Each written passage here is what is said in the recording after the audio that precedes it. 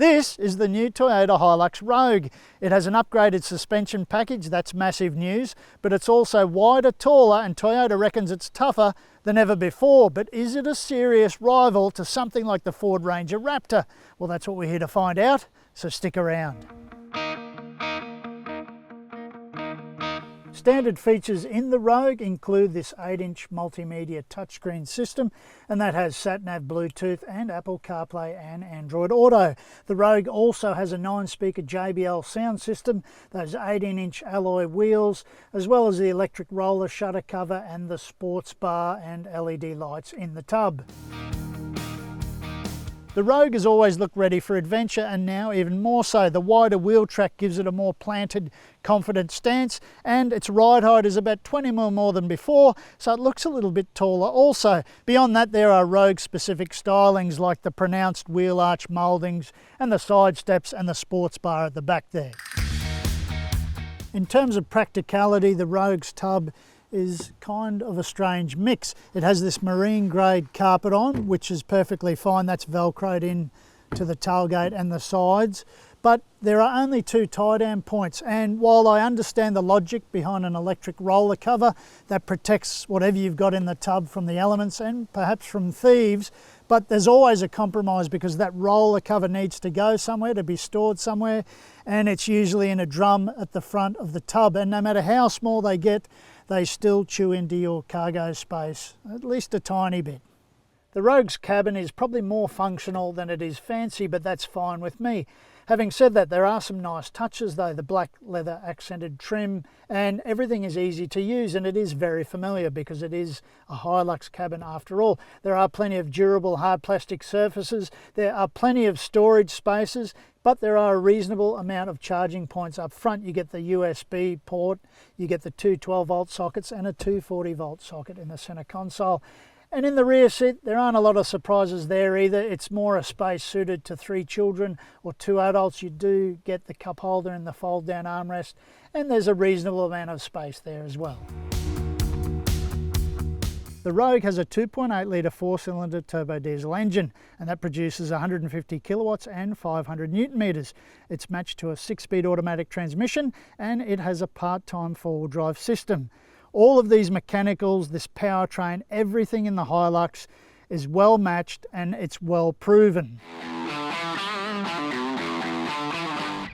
While the upgraded suspension has yielded a more settled, a more composed feel to the new Rogue, that doesn't really translate to when you're on fast dirt tracks and gravel roads.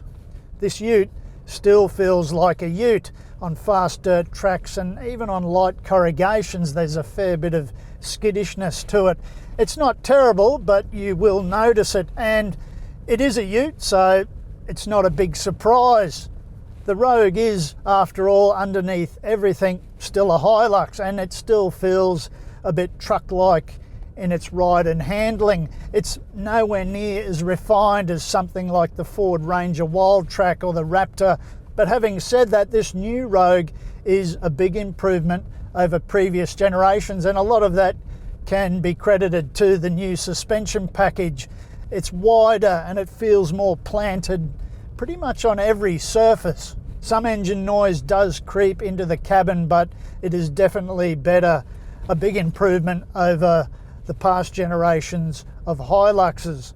There is plenty of visibility in this HiLux. You can see clearly ahead and to the sides and down the back, and that's important when you're trying to pick your driving line through tough terrain.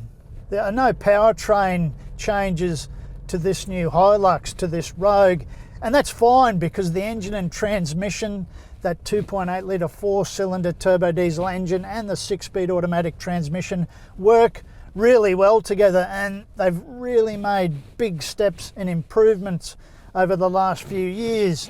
Again, that combination is not as seamless as it is in something like the Ranger Wildtrak. As it is, the HiLux is a very competent off-roader. It's got the 4-wheel drive mechanicals, it's got that really nicely calibrated off-road traction control system, and you've got a rear diff lock if you really need it. And all those things combine to keep the HiLux's reputation solid as a very effective four-wheel drive vehicle. Low range gearing is good, and there is plenty of low down torque, and also plenty of torque across a broad rev range. There's nice control to the throttle response when you're doing low speed, low range four-wheel driving, and that's really important because you don't want that throttle blipping or bouncing around when you are going through bumpy terrain. And basic off-road stuff like approach, departure and ramp over angles are pretty decent in this HiLux, and you get a tiny bit more ground clearance in the road because of that upgraded suspension package. It's not only taken that wheel track wider, but it's lifted the Rogue, I think about 20 mil, so you get about a listed 265 mil of ground clearance. The Rogue's wading depth is a listed 700 millimeters, and while we haven't tested that on this drive, I don't have a reason to doubt that measure. And with this new suspension package, for the first time in a HiLux, there is a rear stabilizer bar. But while that helps to keep things flat through corners on road, and also just give it a more settled feel on fast dirt tracks and that sort of thing, it doesn't translate to any extra rear axle flex. You don't get any extra wheel travel out of that back end. It kind of smothers it. What is a real letdown in this Rogue though is its tyres. This is supposed to be the off-road focused variant in the HiLux lineup until the GR Sport arrives later in 2023.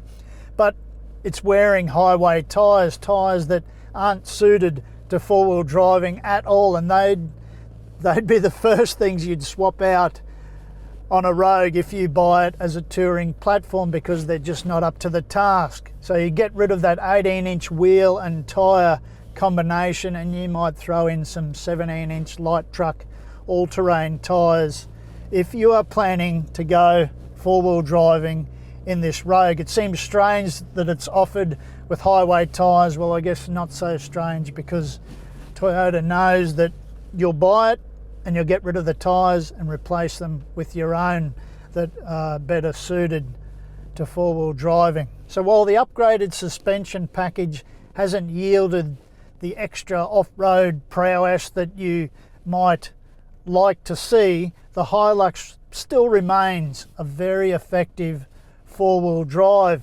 and that wider wheel track hasn't hampered any of its efforts in that respect. Fuel consumption in the Rogue is a listed 8.4 litres per 100 kilometres, and that's on a combined cycle. On this test, from pump to pump, we recorded 11.8 litres per 100 kilometres, and that's pretty decent, I reckon, because I have done a lot of low range four-wheel driving that places huge stresses on a vehicle. The Rogue has an 80 litre fuel tank, so going by that fuel consumption figure that we recorded on this test, I'd expect to get an effective touring range of about 640 kilometres. But remember, that's including a 30 kilometre safety buffer, so 670 k's without that buffer, 640 k's driving range, taking that out of the equation. The Rogue has the maximum 5-star NCAP safety rating, and that's from testing in July 2019. It has AEB 7 airbags, and new inclusions to this variant include rear cross traffic alert and blind spot monitoring. All new HiLuxes are covered by a 5-year unlimited kilometre warranty. Service intervals are rather short, every 6 months or 10,000 kilometres, and in terms of servicing costs, they are pretty steep, especially compared with some rivals.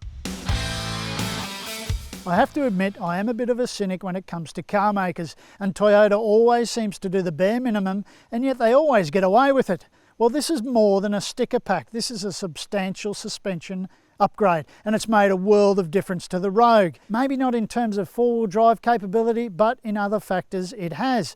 But the Rogue is still behind plenty of its rivals in terms of refinement, comfort, and even all-round drivability. But despite all of those factors, I still like it. But what do you reckon? Have your say in the comments section below.